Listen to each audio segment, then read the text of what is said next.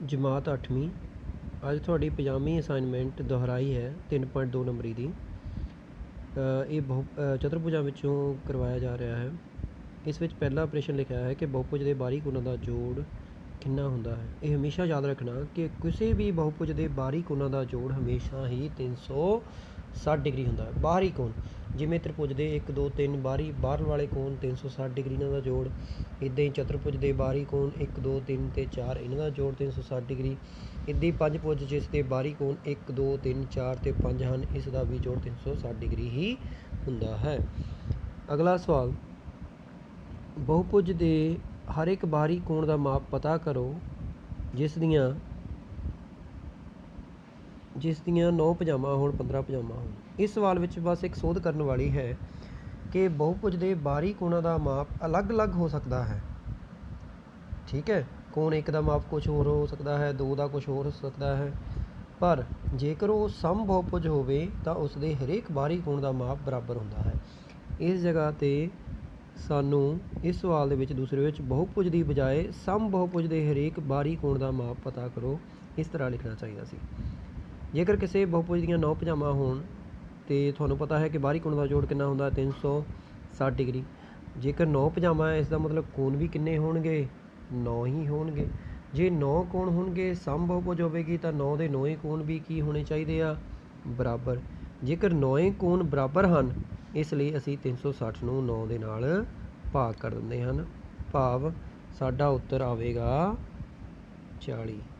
ਕੀ ਉੱਤਰ ਆਵੇਗਾ 40। ਸਮਝ ਲੱਗੀ ਗੱਲ? ਕਿਉਂਕਿ ਸਾਰੇ ਕੋਣ ਬਰਾਬਰ ਹਨ, ਇਸ ਕਰਕੇ ਜਮਾਤ 8ਵੀਂ ਅੱਜ ਤੁਹਾਡੀ 50ਵੀਂ ਅਸਾਈਨਮੈਂਟ ਦੁਹਰਾਈ ਹੈ 3.2 ਨੰਬਰੀ ਦੀ। ਇਹ ਚਤੁਰਭੁਜਾਂ ਵਿੱਚੋਂ ਕਰਵਾਇਆ ਜਾ ਰਿਹਾ ਹੈ। ਇਸ ਵਿੱਚ ਪਹਿਲਾ ਪ੍ਰਸ਼ਨ ਲਿਖਿਆ ਹੈ ਕਿ ਬਹੁਭੁਜ ਦੇ ਬਾਹਰੀ ਕੋਣਾਂ ਦਾ ਜੋੜ ਕਿੰਨਾ ਹੁੰਦਾ ਹੈ। ਇਹ ਹਮੇਸ਼ਾ ਯਾਦ ਰੱਖਣਾ ਕਿ ਕਿਸੇ ਵੀ ਬਹੁਭੁਜ ਦੇ ਬਾਹਰੀ ਕੋਣਾਂ ਦਾ ਜੋੜ ਹਮੇਸ਼ਾ ਹੀ 360 ਡਿਗਰੀ ਹੁੰਦਾ ਹੈ। ਬਾਹਰੀ ਕੋਣ ਜਿਵੇਂ ਤ੍ਰਿਭੁਜ ਦੇ 1 2 3 ਬਾਹਰ ਵਾਲੇ ਕੋਣ 360 ਡਿਗਰੀ ਇਹਨਾਂ ਦਾ ਜੋੜ। ਇੱਦਾਂ ਹੀ ਚਤੁਰਭੁਜ ਦੇ ਬਾਹਰੀ ਕੋਣ 1 2 3 ਅਤੇ 4 ਇਹਨਾਂ ਦਾ ਜੋੜ 360 ਡਿਗਰੀ। ਇੱਦਾਂ ਹੀ ਪੰਜਭੁਜ ਜਿਸ ਦੇ ਬਾਹਰੀ ਕੋਣ 1 2 3 4 ਅਤੇ 5 ਹਨ, ਇਸ ਦਾ ਵੀ ਜੋੜ 360 ਡਿਗਰੀ ਹੀ ਹੁੰਦਾ ਹੈ। ਅਗਲਾ ਸਵਾਲ, ਬਹੁਭੁਜ ਦੇ ਹਰ ਇੱਕ ਬਾਹਰੀ ਕੋਣ ਦਾ ਮਾਪ ਪਤਾ ਕਰੋ ਜਿਸ ਦੀਆਂ 9 ਭੁਜਾਵਾਂ ਹੋਣ 15 ਭੁਜਾਵਾਂ ਹੋਣ। ਇਸ ਸਵਾਲ ਵਿੱਚ ਬਸ ਇੱਕ ਸੋਧ ਕਰਨ ਵਾਲੀ ਹੈ ਕਿ ਬਹੁਭੁਜ ਦੇ ਬਾਹਰੀ ਕੋਣਾਂ ਦਾ ਮਾਪ ਅਲੱਗ-ਅਲੱਗ ਹੋ ਸਕਦਾ ਹੈ। ਠੀਕ ਹੈ, ਕੋਣ 1 ਦਾ ਮਾਪ ਕੁਛ ਹੋਰ ਹੋ ਸਕਦਾ ਹੈ, 2 ਦਾ ਕੁਛ ਹੋਰ ਹੋ ਸਕਦਾ ਹੈ, ਪਰ ਜੇਕਰ ਉਹ ਸਮ ਬਹੁਭੁਜ ਹੋਵੇ ਤਾਂ ਉਸ ਦੇ ਹਰੇਕ ਬਾਹਰੀ ਕੋਣ ਦਾ ਮਾਪ ਬਰਾਬਰ ਹੁੰਦਾ ਹੈ। ਇਸ ਜਗ੍ਹਾ 'ਤੇ ਸਾਨੂੰ ਇਸ ਸਵਾਲ ਦੇ ਵਿੱਚ ਦੂਸਰੇ ਵਿੱਚ ਬਹੁਭੁਜ ਦੀ ਬਜਾਏ ਸਮ ਬਹੁਭੁਜ ਦੇ ਹਰੇਕ ਬਾਹਰੀ ਕੋਣ ਦਾ ਮਾਪ ਪਤਾ ਕਰੋ ਇਸ ਤਰ੍ਹਾਂ ਲਿਖਣਾ ਚਾਹੀਦਾ ਸੀ। ਜੇਕਰ ਕਿਸੇ ਬਹੁਭੁਜ ਦੀਆਂ 9 ਭੁਜਾਵਾਂ ਹੋਣ ਅਤੇ ਤੁਹਾਨੂੰ ਪਤਾ ਹੈ ਕਿ ਬਾਹਰੀ ਕੋਣ ਦਾ ਜੋੜ ਕਿੰਨਾ ਹੁੰਦਾ 360 ਡਿਗਰੀ। ਜੇਕਰ 9 ਭੁਜਾਵਾਂ ਹੈ, ਇਸ ਦਾ ਮਤਲਬ ਕੋਣ ਵੀ ਕਿੰਨੇ ਹੋਣਗੇ 9 ਹੀ ਹੋਣਗੇ। ਜੇ 9 ਕੋਣ ਹੋਣਗੇ ਸਮ ਬਹੁਭੁਜ ਹੋਵੇਗੀ ਤਾਂ 9 ਦੇ 9 ਕੋਣ ਵੀ ਕੀ ਹੋਣੇ ਚਾਹੀਦੇ ਆ ਬਰਾਬਰ। ਜੇਕਰ 9 ਕੋਣ ਬਰਾਬਰ ਹਨ, ਇਸ ਲਈ ਅਸੀਂ 360 ਨੂੰ 9 ਦੇ ਨਾਲ ਭਾਗ ਕਰ ਦਿੰਦੇ ਹਨ, ਭਾਵ ਸਾਡਾ ਉੱਤਰ ਆਵੇਗਾ 40। ਕੀ ਉੱਤਰ ਆਵੇਗਾ 40। ਸਮਝ ਲੱਗੀ ਗੱਲ?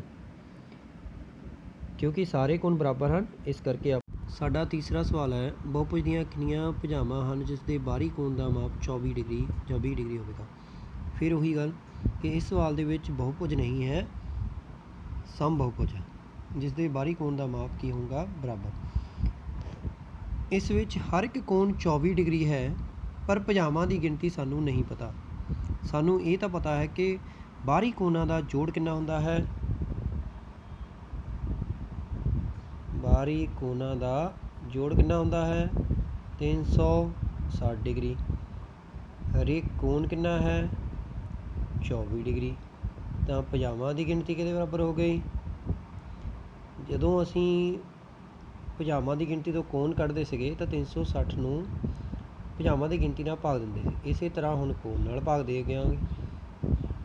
ਠੀਕ ਹੈ ਜੀ, ਇਸ ਨੂੰ ਭਾਗ 6 'ਤੇ ਗਿਆ, 6 ਛਿਕਾ 36, 6 ਚੌਕਾ 24, 15 ਚੌਕੇ 60। ਇਹਦਾ ਮਤਲਬ ਹਰ ਇੱਕ ਭੁਜਾ ਕਿੰਨੀ ਡਿਗਰੀ ਕਿੰਨੀਆਂ ਭੁਜਾਵਾਂ ਹੋ ਗਈਆਂ ਇਸ ਦੀਆਂ 15 ਬਰਾਬਰ ਭੁਜਾਵਾਂ। ਇਹ ਸਮ ਬਹੁਭੁਜ ਹੈ। ठीक है जी। इसी तरह तुसीं इस तरह ਤੁਸੀਂ 20 ਡਿਗਰੀ ਲਈ ਕੱਢ ਸਕਦੇ ਹੋ। ਹੁਣ ਤੁਸੀਂ 360 ਨੂੰ 24 ਦੀ ਬਜਾਏ ਕਿਸ ਨਾਲ ਭਾਗ ਕਰਨਾ ਹੈ 20 ਦੇ ਨਾਲ, ਉਸ ਦੀਆਂ 18 ਭੁਜਾਵਾਂ ਆਉਣਗੀਆਂ। ਅਗਲਾ ਸਵਾਲ ਦੇਖਦੇ ਹਾਂ ਆਪਾਂ ਚੌਥਾ। ਉਸ ਦੇ ਵਿੱਚ ਬਾਹਰੀ ਕੋਣ ਦਿੱਤੇ ਹੋਏ ਹਨ ਪਰ ਇੱਕ ਕੋਣ ਦੀ ਜਗ੍ਹਾ 'ਤੇ x ਹੈ। ਇਸ ਦੀਆਂ ਕਿੰਨੀਆਂ ਭੁਜਾਵਾਂ ਹਨ 1 2 3 ਅਤੇ 4 ਭੁਜਾਵਾਂ ਦੀ ਆਕ੍ਰਿਤੀ ਨੂੰ ਕੀ ਬੋਲਦੇ ਆ ਚਤੁਰਭੁਜ। ਇਹ ਬਾਹਰੀ ਕੋਣ ਹਨ ਅਤੇ ਹਰ ਇੱਕ ਬਹੁਭੁਜ ਦੇ ਬਾਹਰੀ ਕੋਣਾਂ ਦਾ ਜੋੜ ਕਿੰਨਾ ਹੁੰਦਾ ਹੈ 360 ਡਿਗਰੀ। ਜਿਵੇਂ ਤੁਹਾਨੂੰ ਮੈਂ ਪਹਿਲਾਂ ਵੀ ਦੱਸਿਆ ਸੀ ਕਿ ਬਾਹਰੀ ਕੋਣਾਂ ਦਾ ਮਾਪ ਇੱਕੋ ਜਿਹਾ ਨਹੀਂ ਹੁੰਦਾ ਜੇਕਰ ਉਹ ਸਮਬਹੁਭੁਜ ਨਾ ਹੋਵੇ। ਜਿਵੇਂ ਇੱਥੇ x ਹੈ, ਇੱਥੇ 90 ਹੈ, ਇੱਥੇ 50 ਹੈ ਅਤੇ 110 ਹੈ, ਪਰ ਇਹਨਾਂ ਦਾ ਜੋੜ ਹਮੇਸ਼ਾ ਹੀ 360 ਹੋਵੇਗਾ। ਇਸ ਲਈ ਅਸੀਂ ਇਹਨਾਂ ਤਿੰਨਾਂ ਨੂੰ ਜੋੜ ਦੇਵਾਂਗੇ ਅਤੇ 360 ਵਿੱਚੋਂ ਕੀ ਕਰ ਦੇਵਾਂਗੇ ਘਟਾਓ ਕਰ ਦੇਵਾਂਗੇ, ਕਿਉਂਕਿ ਇਹ ਚਾਰਾਂ ਦਾ ਜੋੜ 360 ਹੈ ਪਰ ਸਾਡੇ ਕੋਲ ਕੇਵਲ 3 ਹਨ। ਇਸ ਦਾ ਮਤਲਬ ਚੌਥਾ ਕੱਢਣ ਲਈ ਕੀ ਕਰਾਂਗੇ ਇਹਨਾਂ ਤਿੰਨਾਂ ਦੇ ਜੋੜ ਨੂੰ 360 ਵਿੱਚੋਂ ਕੀ ਕਰ ਦੇਵਾਂਗੇ ਘਟਾਓ ਕਰ ਦੇਵਾਂਗੇ ਅਤੇ ਸਾਡਾ ਕਿੰਨਾ ਉੱਤਰ ਆ ਜਾਵੇਗਾ 110 ਡਿਗਰੀ। Thank you. ਪਿਆਰੇ ਵਿਦਿਆਰਥੀਓ, ਅੱਜ ਤੁਹਾਡੀ ਸ਼ੀਟ ਨੰਬਰ ਹੈ 51 ਕਲਾਸ 8ਵੀਂ। ਇਸ ਦੇ ਵਿੱਚ ਅਸੀਂ ਪਹਿਲਾ ਜੋ ਪ੍ਰਸ਼ਨ ਹੈ ਇੱਕ ਬਹੁਭੁਜ ਦੇ ਬਾਹਰੀ ਕੋਣਾਂ ਦਾ ਜੋੜ ਕਿੰਨਾ ਹੁੰਦਾ ਹੈ 360 ਡਿਗਰੀ। ਇਹ ਆਪਾਂ ਕੱਲ੍ਹ ਵੀ ਪੜ੍ਹਿਆ ਕਿ ਕਿਸੇ ਬਹੁਭੁਜ ਦੇ ਬਾਹਰੀ ਕੋਣ ਬਾਹਰਲੇ ਪਾਸੇ ਬਣਿਆ ਹੋਇਆ ਕੋਣ 1 2 3 4 ਅਤੇ 5 ਇਹਨਾਂ ਦਾ ਜੋੜ ਹਮੇਸ਼ਾ ਕਿੰਨਾ ਹੁੰਦਾ 360 ਡਿਗਰੀ। ਇਸ ਦੀ ਇੱਕ ਕਿਰਿਆ ਵੀ ਹੈ ਜੋ ਕੱਲ੍ਹ ਤੁਹਾਨੂੰ ਟੀ ਵੀ 'ਤੇ ਵੀ ਸਮਝਾਈ ਗਈ ਹੈ ਕਿ ਇਹਨਾਂ ਪੰਜੇ ਕੋਣਾਂ ਨੂੰ, ਕਿਉਂਕਿ ਇਹ 5 ਬਹੁਭੁਜ ਹੈ, ਇਸ ਦੇ 5 ਕੋਣਾਂ ਨੂੰ ਕੱਟ ਲੈਣਾ ਹੈ ਅਤੇ ਇਸ 5 ਕੋਣਾਂ ਨੂੰ ਬਾਹਰੀ ਕੋਣਾਂ ਨੂੰ ਇੱਕ ਸ਼ੀਟ ਦੇ ਉੱਪਰ ਚਿਪਕਾ ਕੇ ਦੇਖਣਾ ਹੈ। ਜੇਕਰ ਇਹ ਚੱਕਰ ਦੇ ਰੂਪ ਵਿੱਚ ਬਣ ਜਾਣ ਤਾਂ ਇਸ ਦਾ ਮਤਲਬ ਹੈ ਕਿ 360 ਡਿਗਰੀ, ਭਾਵ ਕਿ ਜਿਹੜੇ 5 ਕੋਣ ਜੇਕਰ ਮੈਂ ਕੱਟਾਂ, ਮੰਨ ਲਓ ਕਿ ਇੱਕ ਰੇਖਾ 'ਤੇ ਮੈਂ ਚਿਪਕਾਉਣ ਦੀ ਕੋਸ਼ਿਸ਼ ਕਰਾਂ। ਪਹਿਲਾ ਕੋਣ ਇੱਥੇ ਆਇਆ, ਦੂਸਰਾ ਕੋਣ ਇੱਥੇ ਆਉਂਦਾ ਆ, ਤੀਸਰਾ ਇੱਥੇ ਆਉਂਦਾ ਹੈ, ਚੌਥਾ ਇੱਥੇ ਆਉਂਦਾ ਹੈ ਅਤੇ ਪੰਜਵਾਂ ਇੱਥੇ ਆਉਂਦਾ। ਇਸ ਤੋਂ ਤੁਸੀਂ ਦੇਖਿਆ ਕਿ ਸਾਰੇ ਕੋਣ ਆਪਸ ਵਿੱਚ ਮਿਲ ਕੇ ਕੀ ਬਣਾ ਰਹੇ ਨੇ ਇੱਕ ਛੋਟਾ ਜਿਹਾ ਚੱਕਰ। ਇਸ ਦਾ ਮਤਲਬ ਹੈ ਕਿ ਇਸ 'ਤੇ ਕਿੰਨਾ ਹੋਵੇਗਾ 360 ਡਿਗਰੀ, ਸਮ ਆਫ 360 ਡਿਗਰੀ। ਇਸੇ 'ਤੇ ਆਧਾਰਿਤ ਸਾਡਾ ਅਗਲਾ ਪ੍ਰਸ਼ਨ ਹੈ ਦੂਸਰਾ ਸਵਾਲ। ਦੂਸਰਾ ਸਵਾਲ ਇੱਕ ਚਤੁਰਭੁਜ ਦਾ ਹੈ। ਇਸ ਦੀਆਂ 4 ਭੁਜਾਵਾਂ ਹਨ 1 2 3 ਅਤੇ 4 ਭੁਜਾਵਾਂ ਹਨ ਤਾਂ ਇਸ ਨੂੰ ਚਤੁਰਭੁਜ ਕਿਹਾ ਜਾਵੇਗਾ। ਇਸ ਦੇ ਬਾਹਰੀ ਕੋਣ ਕਿਹੜੇ ਕਿਹੜੇ ਹਨ x 90 50 ਅਤੇ 110। ਇਹਨਾਂ ਸਾਰਿਆਂ ਦਾ ਜੋੜ ਕਿੰਨਾ ਹੋਣਾ ਚਾਹੀਦਾ ਹੈ 360, ਕਿਉਂਕਿ ਕਿਸੇ ਵੀ ਬਹੁਭੁਜ ਦੇ ਬਾਹਰੀ ਕੋਣਾਂ ਦਾ ਜੋੜ ਹਮੇਸ਼ਾ 360 ਹੁੰਦਾ ਹੈ। ਪਰ ਆਹ ਜਿਹੜੇ 3 ਬਚੇ ਹਨ ਇਹਨਾਂ ਦਾ ਜੋੜ ਆਪਾਂ ਕੱਢ ਲਵਾਂਗੇ ਅਤੇ ਪੂਰੇ 360 ਦੇ ਜੋੜ ਵਿੱਚੋਂ ਇਹਨਾਂ ਨੂੰ ਕੀ ਕਰ ਦੇਵਾਂਗੇ ਮਾਈਨਸ, ਤਾਂ ਉਸ ਤੋਂ ਸਾਡਾ x ਆ ਜਾਵੇਗਾ। ਭਾਵ ਚਾਰਾਂ ਕੋਣਾਂ ਦਾ ਜੋੜ ਕਿੰਨਾ ਹੋ ਗਿਆ x = 90 = 50 = 110। ਇਹਨਾਂ ਚਾਰਾਂ ਕੋਣਾਂ ਦਾ ਜੋੜ ਕਿੰਨਾ ਹੋਣਾ ਚਾਹੀਦਾ ਹੈ 360 ਡਿਗਰੀ, ਕਿਉਂਕਿ ਇਹ ਬਾਹਰੀ ਕੋਣ ਹਨ। ਬਾਹਰੀ ਕੋਣਾਂ ਦਾ ਜੋੜ ਹਮੇਸ਼ਾ 360 ਡਿਗਰੀ ਹੁੰਦਾ ਹੈ, ਅਸੀਂ ਉੱਪਰ ਵੀ ਪੜ੍ਹਿਆ। ਹੁਣ ਇਹ ਤਿੰਨਾਂ ਕੋਣਾਂ ਨੂੰ ਜੋੜ ਲਿਆ, ਕਿਉਂਕਿ ਤਿੰਨਾਂ ਕੋਣਾਂ ਦਾ ਮਾਪ ਦਿੱਤਾ ਹੋਇਆ ਹੈ। ਜੋੜ ਕਿੰਨਾ ਆ ਗਿਆ 250। ਟੋਟਲ 360 ਹੈ, 250 ਇਹ ਤਿੰਨਾਂ ਦਾ ਹੈ। ਇਸ ਦਾ ਮਤਲਬ ਇਹ ਹੈ ਕਿ 360 ਵਿੱਚੋਂ 250 ਨੂੰ ਕੀ ਕਰ ਦੇਵਾਂਗੇ ਮਾਈਨਸ, ਸਾਡਾ ਆਨਸਰ ਕੀ ਆ ਗਿਆ 110 ਡਿਗਰੀ। ਇਸ ਦਾ ਮਤਲਬ x ਦਾ ਮਾਨ ਹੈ 110 ਡਿਗਰੀ। ਅਗਲਾ ਸਮਾਂਤਰ ਚਤੁਰਭੁਜ ਦੇ ਹਿੱਸੇ।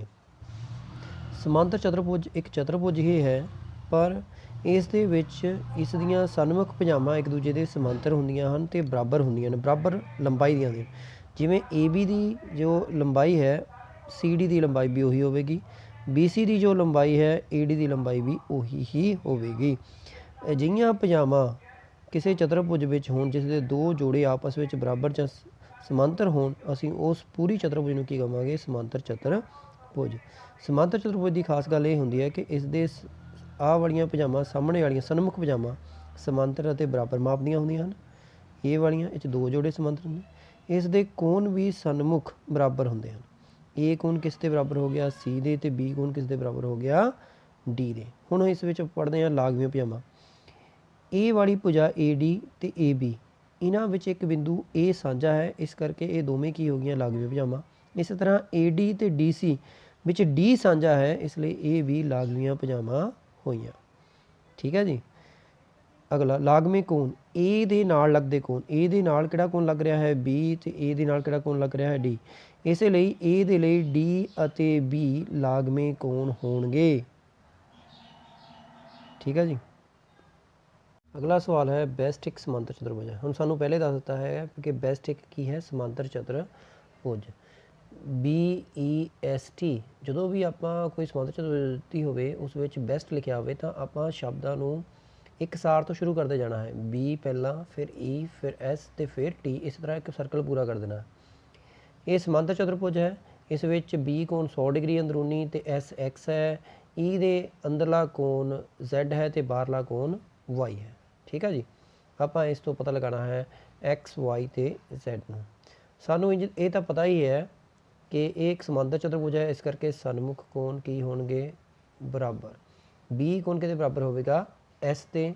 ਸਨਮੁਖ ਕੋਣ ਬਰਾਬਰ ਹੋਣੇ? ਜੇ S ਬਰਾਬਰ ਹਨ ਇਸ ਦਾ ਮਤਲਬ X ਦਾ ਮਾਪ ਕਿਹਦੇ ਬਰਾਬਰ ਹੋ ਗਿਆ? 100 ਦੇ। ਇਸੇ ਲਈ X ਬਰਾਬਰ ਕਿੰਨਾ ਹੋ ਗਿਆ?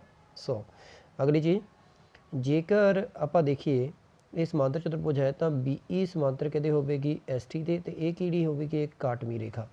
ਇਸ ਤਰ੍ਹਾਂ ਇਹ ਇੱਕ ਕਾਟਵੀਂ ਰੇਖਾ ਹੈ। ਠੀਕ ਹੈ।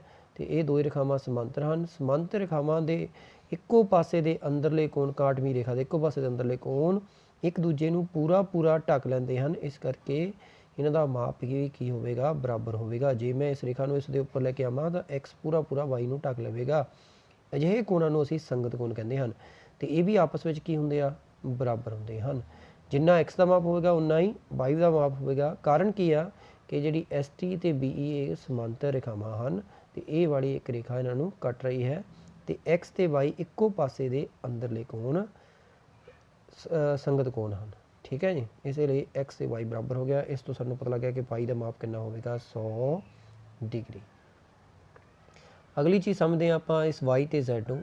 Y ਤੇ Z ਇੱਕ ਸਿੱਧੀ ਰੇਖਾ ਦੇ ਉੱਪਰ ਹਨ, ਇਸ ਕਰਕੇ ਕੀ ਬਣ ਗਿਆ? ਇੱਕ ਰੇਖੀ ਜੋੜਾ। ਜੇਕਰ ਇਹ ਇੱਕ ਰੇਖਾ ਦੇ ਉੱਪਰ ਹਨ ਤਾਂ ਪੂਰਾ ਕੋਣ ਕਿੰਨੇ ਡਿਗਰੀ ਦਾ ਹੋ ਗਿਆ? ਅੱਧਾ ਚੱਕਰ 180 ਡਿਗਰੀ। ਇਹਨਾਂ ਦੋਨੋਂ ਦਾ ਜੋੜ ਕਿੰਨਾ ਹੋ ਗਿਆ? 180। ਉਸ ਤੋਂ ਅਸੀਂ Z ਦਾ ਮਾਨ ਕੱਢ ਲਿਆ ਹੈ 80 ਡਿਗਰੀ। ਇਸੇ ਤਰ੍ਹਾਂ ਅਸੀਂ ਅਗਲਾ ਸਵਾਲ ਵੀ ਕਰ ਸਕਦੇ ਹਾਂ। ਉਸ ਦੇ ਵਿੱਚ ਵੀ ਉਹਨਾਂ ਨੇ ਸਮਾਂਤਰ ਚਤੁਰਭੁਜ ਰਿੰਗ ਦਿੱਤੀ ਹੈ RING। ਇਹ ਵੀ ਇੱਕ ਸਮਾਂਤਰ ਚਤੁਰਭੁਜ ਹੈ। ਬਾਕੀ ਸਾਰੇ ਕੋਣ ਪਤਾ ਕਰਨੇ ਹਨ। ਜੇ ਇਹ ਕੋਣ 70 ਹੈ ਤਾਂ ਇਸ ਦਾ ਸਨਮੁਖ ਕੋਣ ਵੀ ਬਰਾਬਰ ਹੋਵੇਗਾ। ਇਹਦਾ ਮਤਲਬ ਇਹਨਾਂ ਦਾ ਮਾਪ ਕਿੰਨਾ ਹੋ ਗਿਆ? 70 ਡਿਗਰੀ। ਅਗਲੀ ਗੱਲ, R ਦੇ G ਅਤੇ I ਲਾਗਵੇਂ ਕੋਣ ਆ। ਲਾਗਵੇਂ ਕੋਣਾਂ ਦਾ ਜੋੜ ਹਮੇਸ਼ਾ ਹੀ ਕਿੰਨਾ ਹੁੰਦਾ ਹੈ? 180 ਡਿਗਰੀ। R ਤੇ I ਦਾ ਜੋੜ ਜਾਂ R ਤੇ G ਦਾ ਜੋੜ ਕਿੰਨਾ ਹੋਵੇਗਾ? 180। ਪਰ ਉਸ ਵਿੱਚੋਂ R ਦਾ ਮਾਪ ਦਿੱਤਾ ਹੈ 70 ਡਿਗਰੀ, ਇਸ ਕਰਕੇ 180 ਵਿੱਚੋਂ 70 ਮਾਈਨਸ ਕਰ ਦੇਵਾਂਗੇ ਕਿ 110 ਡਿਗਰੀ। ਜੇ I ਦਾ ਮਾਪ ਜਾਂ G ਦਾ ਮਾਪ 110 ਡਿਗਰੀ ਆਉਂਦਾ ਹੈ ਤਾਂ ਉਸਦੇ ਸਨਮੁਖ ਕੋਣ ਦਾ ਮਾਪ ਵੀ ਉਨਾ ਹੀ ਹੋਵੇਗਾ। ਇਸ ਤਰ੍ਹਾਂ ਬਾਕੀ ਇਹ I ਤੇ G ਦਾ ਮਾਪ ਆ ਗਿਆ 110 ਡਿਗਰੀ। ਇਹ ਵਾਲਾ ਕੋਣ ਇਹਦੇ ਬਰਾਬਰ ਹੈ, ਇਸ ਕਰਕੇ ਇਹ ਕਿੰਨਾ ਆ ਗਿਆ? 70 ਡਿਗਰੀ। ਧੰਨਵਾਦ।